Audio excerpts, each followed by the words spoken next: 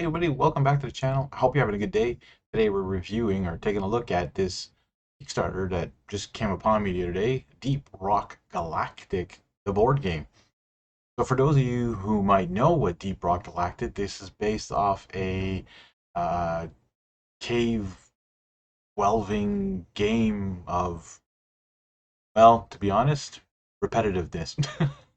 So this is a co-op game on Xbox, PC, I think, maybe PlayStation. And so they decided to make a board game because, of course, and a board game with miniatures, of course, because that's what people seem to want nowadays, and everything has miniatures. Because why not, right? So this is Deep Rock Galactic. It's a co-op action board game. As you can see, there's only 8 days left. They've already hit $2.8 million Canadian.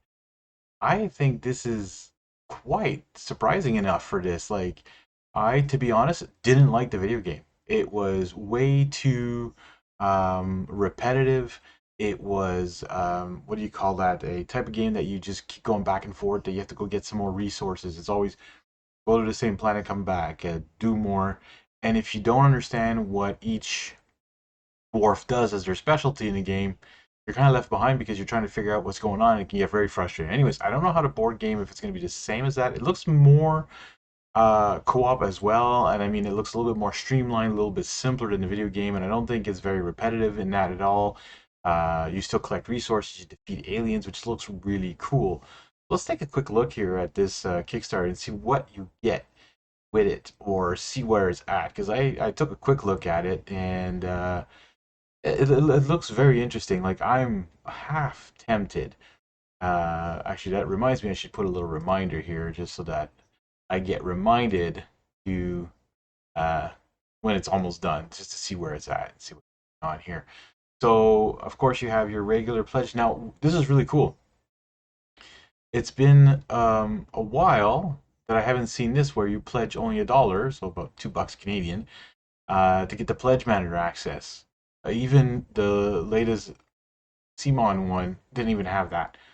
Uh, this is good because sometimes you're not sure, but you'd like to have access at least to the pledge manager. You might not pledge now, but getting that access later on, because you can late pledge, you get the same prices on Kickstarter. They don't usually bring up the prices because this is just a late pledge. It's just you want to be able to get in there. And so even if you just give them $2, there's no shipping involved in that. It's just $2 to the team. It's not a loss if you decide, you know what, I don't want to back that. I might actually do this. I don't often do that, so I get access to the pledge manager, but I'm tempted by this one. So anyway, so you pack your gear, you grab your teammates, venture into darkest caves for riches while fighting the dangerous glyphids waiting around every corner. Uh, as you can see, the Dice Tower gave it a really good review. You can watch their video. So the standard pledge here, so it has some miniatures. As you can see, it has monster standees. It's actually not miniatures in this version. So if you want to get like a cheaper, about $75, this is American, but I mean the Canadian version is like down here somewhere. I think it's this one here. There you go. It's about 94. I'm seeing there. I think on the screen, $94. Yeah, $94. You know, it's expensive for a board game. Technically, okay, you get the stretch goals and all that. Then you have a deluxe edition pledge, which then all the glyphid have miniatures. So if you're into miniatures, if you're into painting miniatures, this is more a version for you. Now, there's a collector's edition pledge. Now, this is expensive, but I mean, you get everything like that. Then you get a mug beer event marker. Now, I don't know if this thing is small or is it like a mug that you can hold. It says event marker, so I'm guessing if there's an event, you put this on it. I don't know. Anyways, goo from above is an expansion. You get the nice game mat. So this is actually something I would consider getting with the pledge, because I've noticed that some of these games, when you have a game mat like this, it's easier to track. Now, it must come with a board normally. I mean, you would think so. It should come with a board. Now the mouse pad, okay, if you're playing on PC, great. The sleeves, that is cool for all the cards. And you also get the STL files, which is pretty cool. So you can actually, if you have a 3D printer, which I do not, and I don't think I ever will, because I don't have the room for it. Uh, and I would probably print out like something like every bloody day. Anyways, pretty cool. I mean, if you want to print out some more of these later on to use in like a sci-fi D&D. Now there's a collector's edition pledge B, and it says you get everything as a collector's except you don't get the art prints and the mouse pad, but instead you get plastic tokens. I kind of like this more, but for the same price, I don't know. Anyways, as you can see, you get the player boards, you get the minis, so you get the scout, you got your driller, you got your gunner, your engineer, and you got your glyphid minis. So those are pretty nice. They look amazing. Like, not too crazy detailed, which is kind of good because if you want to paint them, there's not like too many nooks and crannies to get into.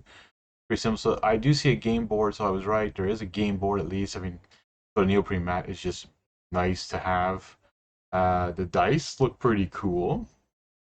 All these cave segments, pretty neat because you explore different caves, and I think you start off with like one spot revealed of where you drop it, and you have to explore the rest to see what's going on. Lots of cards, lots of tokens, the minerals and gold. That's cool. Now your stretch goals. Now I was kind of hoping that they would make like extra dwarves, but as I went through these, I noticed like they unlocked like the grunts. They unlocked some event cards, so that must be an event like where you track with that little mug thing. So it must be tiny. Uh, Golden minerals. So it stores it like you look, you can actually pop it open to put it in your minerals and your gold that you've mined. The plastic insert, okay, great, because sometimes when you get these board games and once you removed all the things out of the punches and all that, you don't know where to place all this stuff. You have no idea what will catch and what will fall here and there. Anyways, again, I'm starting to love these double layered player boards. I've played this with other games recently, and having those little recess areas to put either cubes or dice or cards, it makes a big difference because it doesn't fall off. Secret caves, new weapon cards. This is gonna go plastic gold nuggets instead of yellow plastic crystals, so you're actually getting like little nuggets instead. I don't know what the Bosco. I never even seen Bosco in the game, to be honest. More throwaway card, the sentry gun. Like they have added like a supply pod, pretty neat. A new miniature for the glyphids. So you'll get I think you get both versions, this cardboard and this one, just if ever you had the standard version, I guess. Weapon upgrades, and they still have a lot more coming. Here's the size of these miniatures. So you got 75 inches tall to all the way down to 42, 20 millimeters. Sorry, not inches. These 72 inches. And you can watch some of these videos. It goes through some more of this here, details of what everybody does, what they are, the game mechanics, how you play the game, which is pretty cool because you roll dice, you got miniatures, you mine, you upgrade your stuff. Oh, pretty basic Kickstarter. I mean, pretty simple, pretty cool. I'm giving it a thumbs up on this one.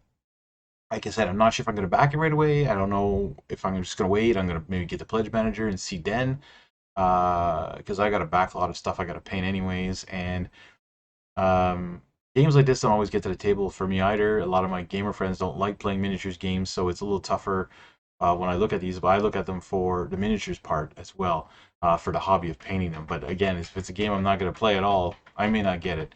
Anyways, I hope you enjoyed these Kickstarter reviews, and I hope this helps you also if you're looking into it, to see, oh, maybe I shouldn't back, maybe I should back it. And yeah, so I want to thank you guys for watching. Hit that like button if you enjoy these videos. Put a comment down below if you're thinking of backing this, and also hit that subscribe button if you're new to the channel.